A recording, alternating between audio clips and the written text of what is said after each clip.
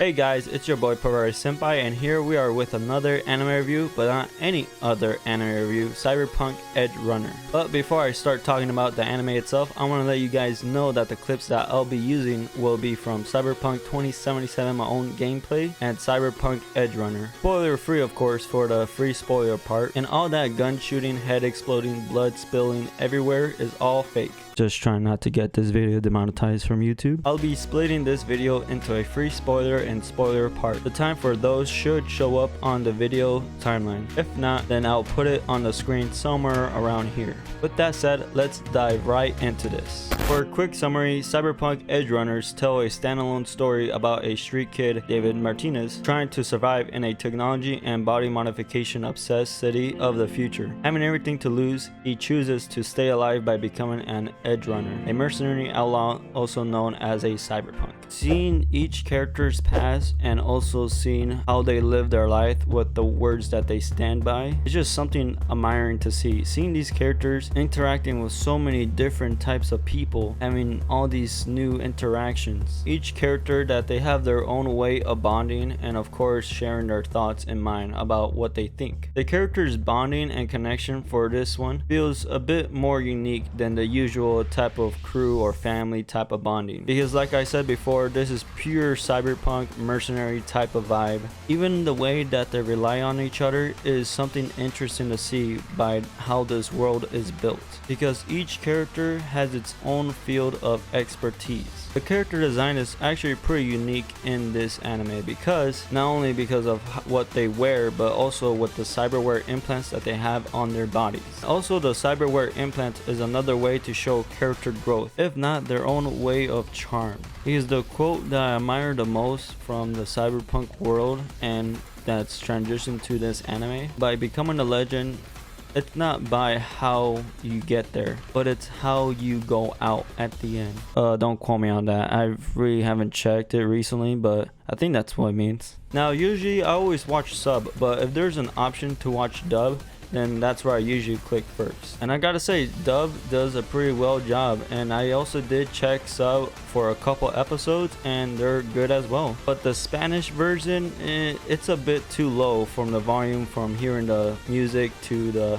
how the characters talk. But if I was to go any deeper for voice acting, the character Faraday that did the dubbing for him was none other than Giancarlo Esposito. Because as soon as I heard the dubbed character's voice, I instantly recognized the voice of the person that was dubbing it. Because how can you forget that voice the first time that you hear it? I'm not here to suck anybody's balls, but my god, dude, this guy, his voice is just so good for any character that he plays. And surprisingly, this is his second time doing a voice acting for an anime. And I'm pretty sure most of you guys that don't really watch anime but watch TV shows, then you guys most likely recognize him by watching Breaking Bad, if you guys seen Breaking Bad. The music blends so well with what's happening in its moments of the show. And the first music that I really want to talk about is the ending song, Let You Down by David Osidalo. Because after seeing each episode, Let You Down kind of hits the vibe for each episode that ends.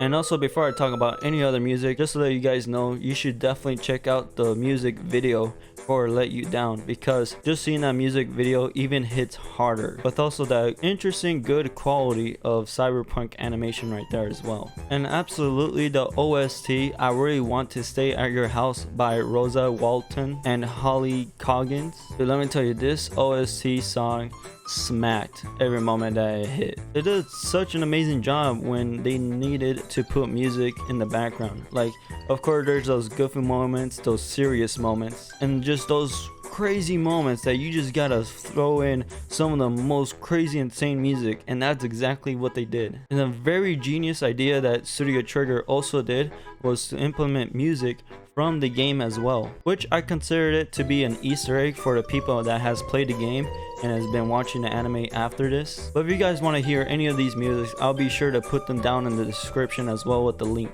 Alright, what you guys been waiting for, the juicy part, the sack of the meat that you guys want to bite. That actually came out wrong. What the fuck? The animation is absolutely god tier. Like, I'm a fan of Studio Trigger, so I'm gonna be a bit biased, I'm sorry, but here is gonna be the hottest take that most of you are gonna hear from the people that are gonna be talking about this anime review. I cannot think of any other studio anime that can do such a good job as Studio Trigger has did for this anime itself. Like, as soon as I heard that Trigger was gonna be doing an animation of Cyberpunk, it felt like it was destined to be, because if you see the history of Trigger and their animations and the stories that they've made and just the way how they do their animation, it just feels like it was destiny from how the game came out to be of Cyberpunk 2077. With that said, the visuals are just astonishing. Just the way that they captured the world in its moments just felt like the world was alive,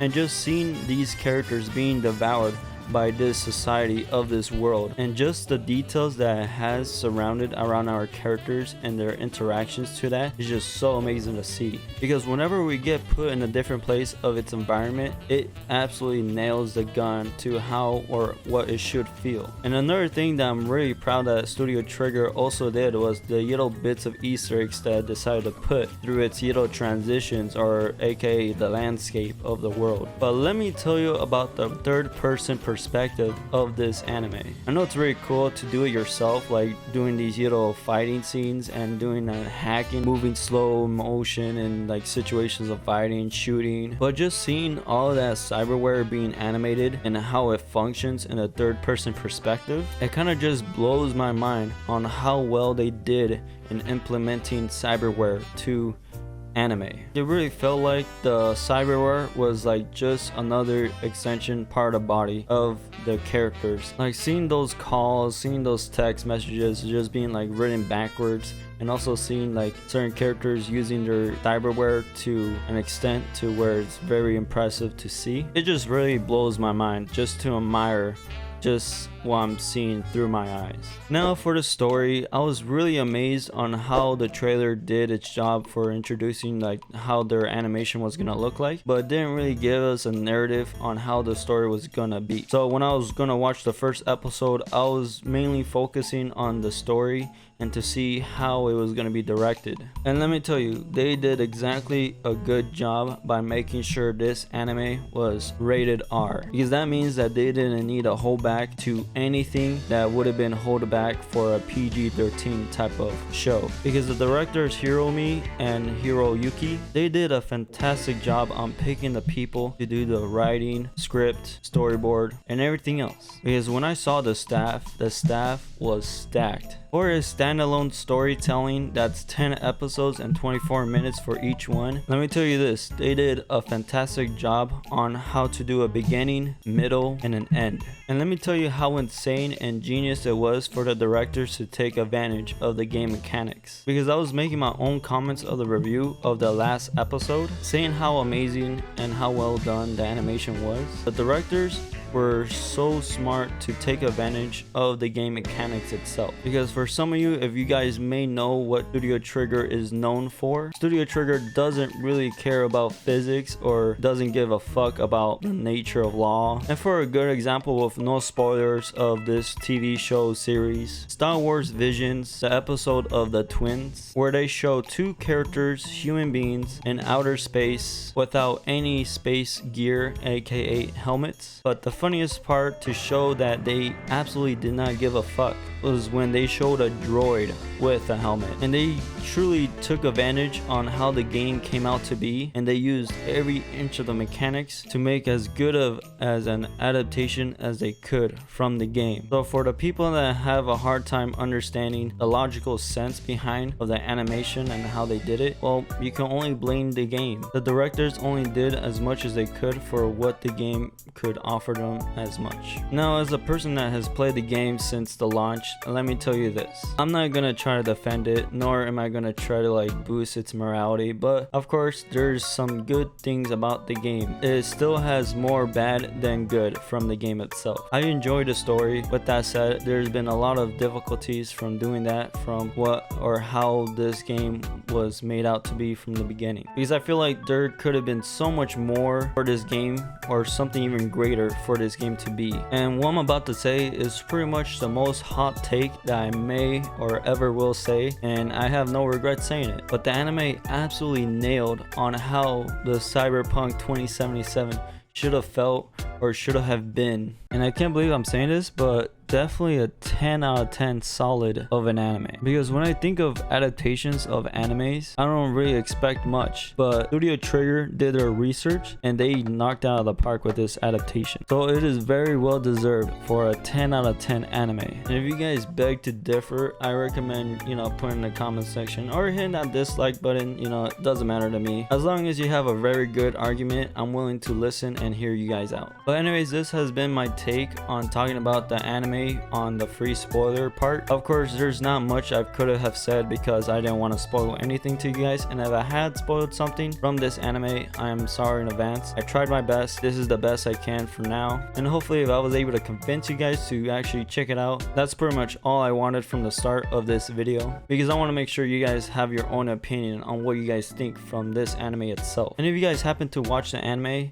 and want to see on what was my hot take on the spoiler part, because there's a lot more to talk about that I couldn't have said in the spoiler free. And I'll also be recommending an anime at the very end of the spoiler part of the video, which if you guys don't really watch that much anime, but if you do, then you'll probably know what anime that I'll be saying at the very end. With that said, if you guys happen to enjoy my review, why not hit that like button? But if you guys think that I could have done a better job, or I just didn't show as much details as I could for this spoiler free, hit that dislike button. With that said, let's hop on to the spoiler part. Hey, it's you. You must have already seen the anime if you're already here, because this is definitely the spoiler part. So I'll be going knees deep, or probably to the chest deep or head deep on what I gotta say about this anime. But I'm definitely gonna be saying a lot of hot takes about this anime as well. With that said, wake the fuck up, samurai. We have a city to burn. Man, how do I even start with the characters, bro? The characters absolutely insane, bro, because each character are like very unique in their own way, and that's not even of their own like personality, but also their cyberware. And I could finally say this, but seeing like how this crew is built out to be and what their purpose for it is so much different from other tragic love animes I've seen in the past, such as Akame Got Killed. They're mostly focused on assassination group. As to this group of mercs, I gotta give it to Studio Trigger, because the way they made these characters, of how they act towards each other, their connection and bonding, but also their character growth and how they rely on each other from their own field of expertise of their cyberware implements. They did a fantastic job. Seeing how David uses his speed and seeing Lucy going insane with those hacking skills of hers, like bruh, I was kind of jealous. I was like, man, I wish I could type that fast when I was hacking stuff, because I was so slow when I was hacking things. Or when they have to like go and scheme and grab some type of cyberware stuff, and so they have to rely on David and his speed. Or when things really go bad and narrow, they rely on Main to make sure that everything or everybody gets pulled out. In episode 4, as soon as I started seeing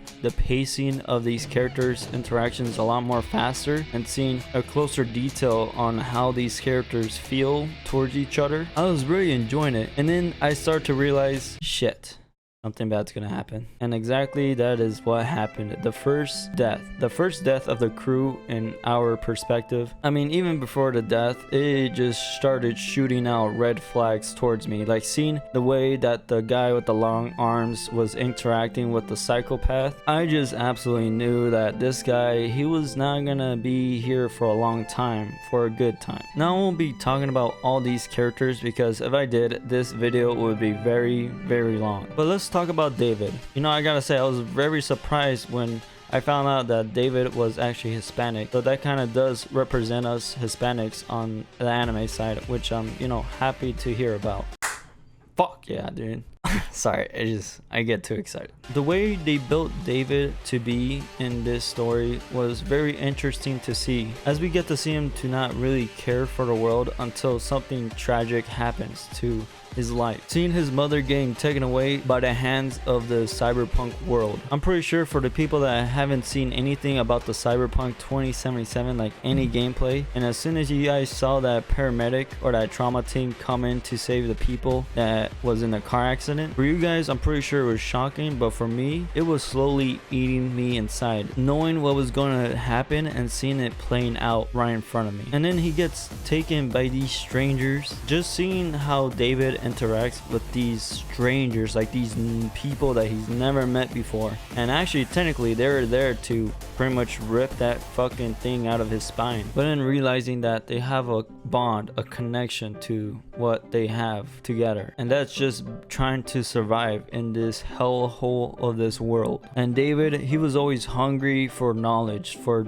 always trying to be the best of the best, which really pulled our character like to the very low of the low, because his mom had dreams or expectations for him, but to David, he didn't really had anything to dream about. And so technically it was more of a burden than of a dream for himself, but just to accomplish what his mother has been trying to do for her whole life. Because if you think about it, throughout this whole anime, he's only been carrying other people's dreams with him by trying to accomplish or trying to meet up to their expectations. Because David's mom tried to give him something that wasn't his dream but her dream instead. It was that for one day to climb on the Asaka Tower and to be the strongest that can be. Main gave him a piece of advice to just keep running, to not stop, to be strong enough to take care of the people that you want to take care of. And another symbolism that I saw in that episode was seeing David having Main's hand at the end, just holding and grabbing that to his dear life, because from that visual itself it reminded me of that promise that Main has made with David if he ever was to pass away, that he would give David his hands. And I knew what Main meant when he said that he was gonna give David those hands, but the way they did it, it just still shocked me to the core. Just seeing David just having those hands empty, lifeless, soon to be a part of him in the future. And also another good symbolism of pretty much Main also like passing the torch to David as to becoming not just a strong person in the future, but also the next leader for the crew. And of course, after episode 6, everything did took a turn, especially David, as for his character growth, because it does show a time skip and it really represents on how far David has come from after that scene. Seeing him all jacked up, seeing him keep going, keep putting metal on himself, keep on running for the sake of Main's dream and his mother's dream. And how can we forget our boy Main? You know, he kept running, he kept trying to be stronger as much as he can. And seeing Main not like as a boss leader, but also like a big bro. Seeing David and Main having that connection, having that big little brother kind of bonding whenever they had screen time together was just something to really admire about, because of course Main wouldn't always hold his hands, but would give him the best tips that he can give him through his own experience. Seeing Main slowly losing it and slowly become a cyber psycho, the way that the anime did it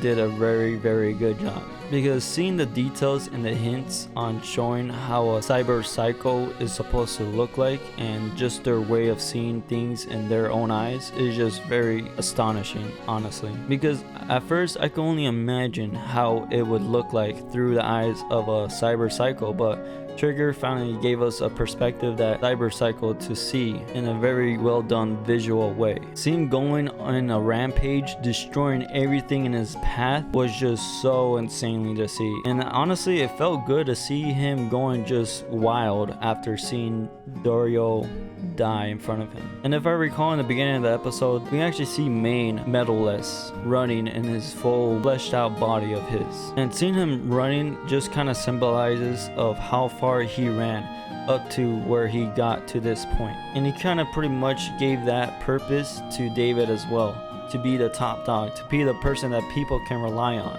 to be that shield that people can use when things go bad. Lucy was a very interesting character to see, as though as she doesn't wanted anyone to like get close to her, to know her past, to know anything about her. She actually let David, the person that she barely met, to know who the heck this guy was. She showed David her past and her future of her dreams, because the more that Lucy interacted with David, the more she fallen in love with him by who or how his character played it off as when he interacted with all these other characters. relationships. And seeing this relationship of Lucy and David slowly growing more and more in each episode, and whenever they have that slow moment for each other, it was just so amazing to watch. But finally seeing a dream that David has, but a dream that still tore my heart apart, because David wanted to make sure that Lucy's dream came true, which was making sure that Lucy was able to go to the moon. But the sad part about it is that for Lucy, that pretty much was not a dream that she wanted anymore. She just wanted David himself, his own character, to be with her forever and ever, no matter where they are or what happens to their relationship. She just wants to be there with him, and that kind of makes the very end very tragic. Seeing Lucy being at the moon and then seeing the after image of David, that really made this connection, this bond of Lucy and David, even more of a sadder love tragic story. Seeing Kiwi and Dorio on how they played their role was very interesting to see, because they didn't just support character as a supporting role, but they also supported other characters as well besides David,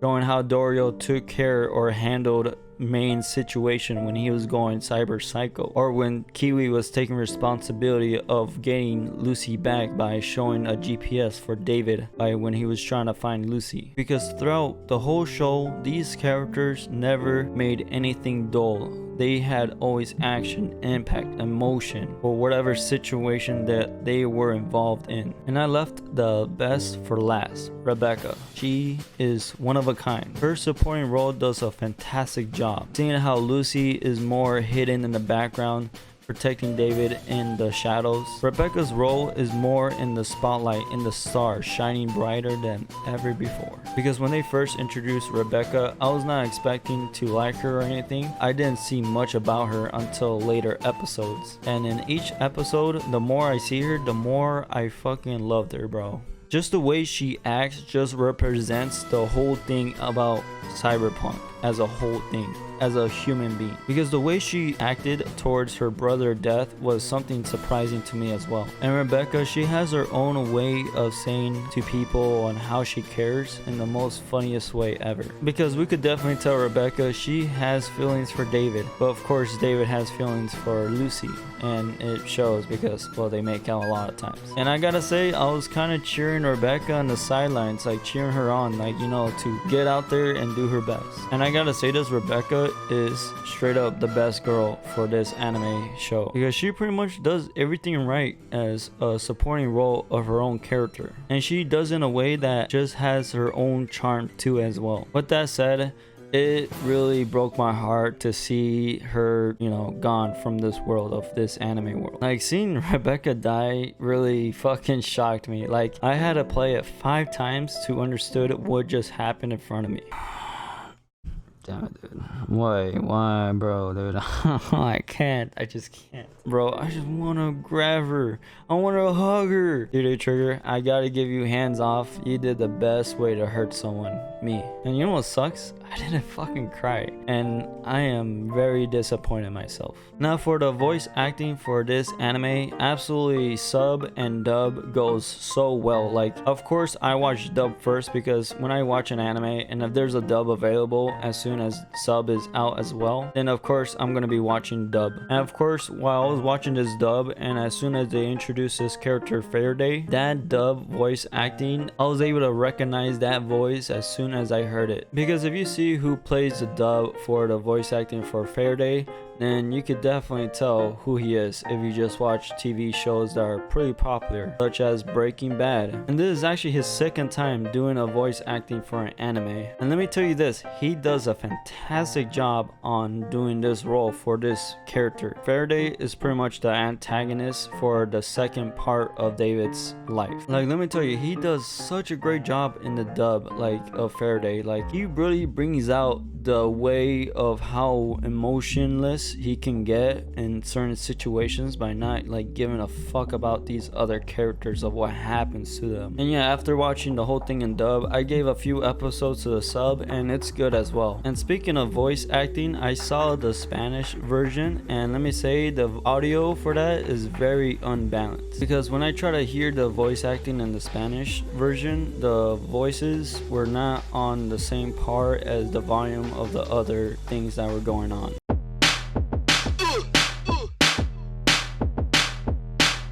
Man, the music goes hard. It goes hard and goes smooth as hell with these transitions, what's happening in the moment of whenever these type of musics go for those moments. For example, for I Really Want to Stay at Your House by Rosa Walton and Haley Coggins, that OST goes hard in its moments, dude. It just really just shows just how well a music can go with what's happening in the story. And also the ending, Let You Down by David Falsidadio. That ending always slaps in every episode because just the way how an episode ends, the music always kicks in where just how you're supposed to feel after each episode. You just don't know what to say, but just to listen to this music, or depending if you just want to skip it, and just vibe and just try to understand what just happened. And also Let You Down actually has its own music video, and I highly recommend to check it out because what the music video has to offer is something to really admire about. With that said, there's actually something really cool to see as well for this music, and I gotta give it to Netflix or Studio Trigger for choosing these singers, because if it wasn't for them and putting them in a bigger platform, I wouldn't have discovered these people. With that said,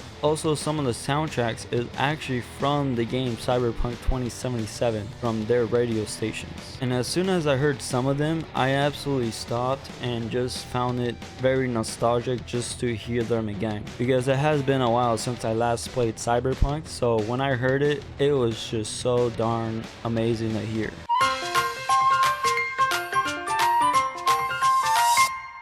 And now for the juicy part, the biggest, thickest meat that you could ever bite. Actually, that sounds kind of weird. This is gonna probably be the hottest take that you would ever probably hear from someone talking about this anime, but I'm not gonna have any regrets saying this. Studio Trigger is the only studio that can really flesh out the things that Cyberpunk was meant to be. If you're not sure what Studio Trigger is known for, Trigger is known for not caring for physics or logic of the natural order. A good example with no spoilers is when they animated Star Wars Visions, Episode 3, The Twins. In one scene, the boy and the girl are outside in outer space without space gear to breathe air, aka a helmet. Funny enough, they show a robot wearing a helmet even though it doesn't need air, just showing us that Studio Trigger doesn't give a damn. And also the visuals were so astonishing to see, seeing the cyberpunk world breathing alive. Like, it really took the breath right out of my eyes when I was just admiring these animations in the trailer, and then seeing this whole thing happen in the show was just so good to see. Seeing Studio Trigger also putting Easter eggs from the game itself of its side quests, for example showing that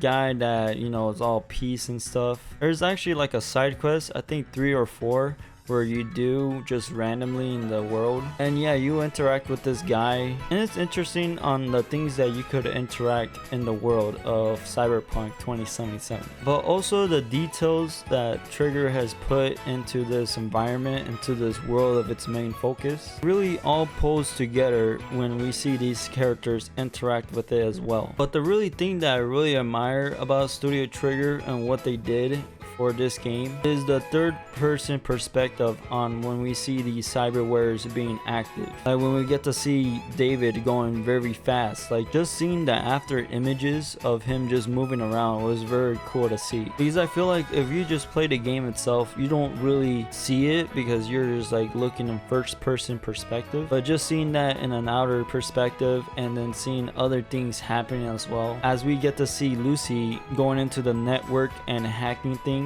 or seeing her eyes like light up, like being active when she's going through something, or how we see Maine when he starts becoming a cyber psycho. Just those details that they add to the cyberware prospects, it really does immerse you to what these characters do with them. Because for me, it was very something to admire to see it happen in front of my eyes, because it was just so beautiful to see how amazing the color of these designs were.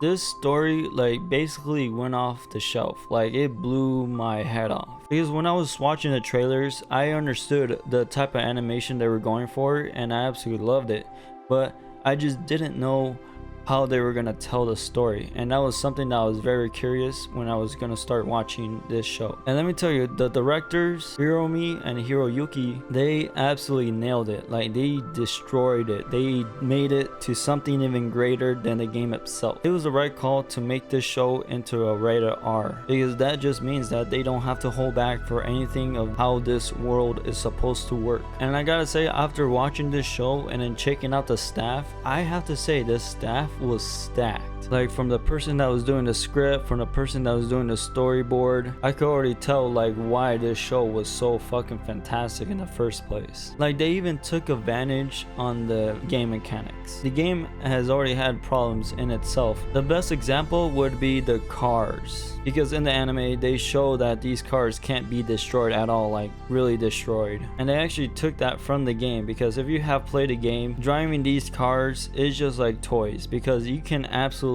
just flip them, hit anything, and they're still gonna look okay. And to where they actually do get destroyed is where they just show flames and then it just explodes, as what this anime shows as well. So I gotta give it to directors by, you know, making sure they took full advantage of what this game has to offer to them. And this is probably gonna be a hot take, and a hot take that I'm willing to take without no regrets. This anime shows even more of a cyberpunk world than the game did itself.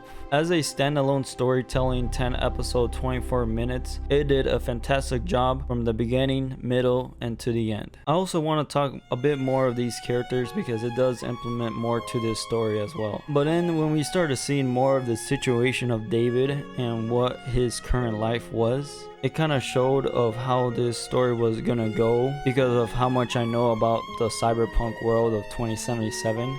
And so I can only indicate that things were gonna go bad. But I gotta say, dude, it was a roller coaster of a ride, because it was like having its bad moments and also having its good moments. This is probably gonna be a hot take, but Studio Trigger was destined to do Cyberpunk Edgerunner. I legit can't think of any other anime studio that can do this best of a job for Trigger, because Trigger makes Cyberpunk feel alive in itself, and not just how the characters are, but just the environment that this world is. The directors went full blown knowing what they were doing. Doing it rated R was the right call for this type of anime. Cyberpunk is a world of live, kill, fuck, die, and repeat. The story was something that I looked forward the most, and setting, characters, plot did a fantastic job. A well written love tragic story that was put of this crazy world. Seeing Rebecca's death was just wow. I was just blown to my brain, because I had to like repeat that as like 5 times just to know what really happened in front of me. I know, like, I was fucking depressed, like I really was, and I wanted to cry. I really wanted to cry. If it wasn't for all those animes that I watched that had a very tragic stories and not build up that tolerance, I would have cried on that last episode. Now that I think about it, maybe I could actually watch Angel Beats without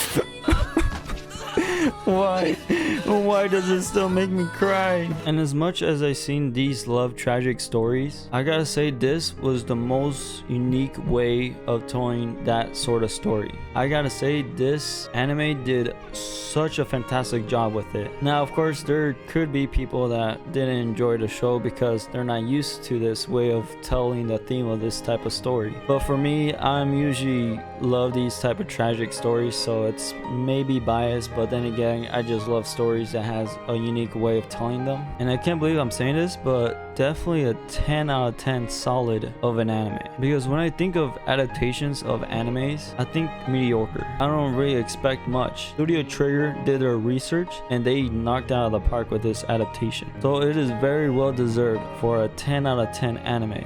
But yeah, feel free to tell me about your guys' opinions, but make sure there's some good arguments, opinions, or else if you guys agree with me, you know, just let me know if you guys did enjoy it. If you did, hit that like button, but if you guys didn't like my review on the spoiler part, hit that dislike button. But before you guys leave, I do have a good recommendation if you guys actually did enjoy this Cyberpunk anime. And before the Cyberpunk anime did come out, this other anime is very well done, as close as what you would call about a cyberpunk anime. And this cyberpunk type of anime is none other than Akudama Drive. And when I tell you that it's very relatable to what this anime is, or the main theme of this world of the cyberpunk, it is very close.